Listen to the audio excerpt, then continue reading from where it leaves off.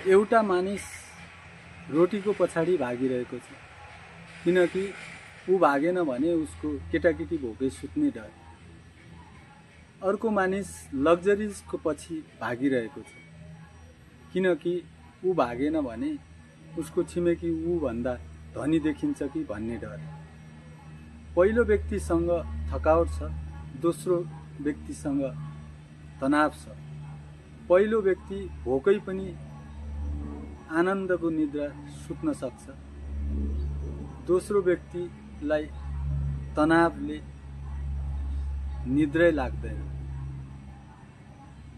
त्यसैले आवश्यकता सीमित भएको व्यक्ति फाटेको लुगामा पनि सदैव सन्तुष्ट रहन्छ।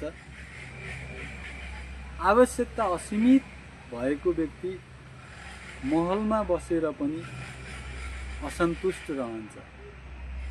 त्यसैले सन्तुष्टि चाहनुहुन्छ भने आवश्यकतालाई घटाउनुस्, सीमित राख्नुस्। होइन असन्तुष्टि नै ठिक छ भन्नुहुन्छ भने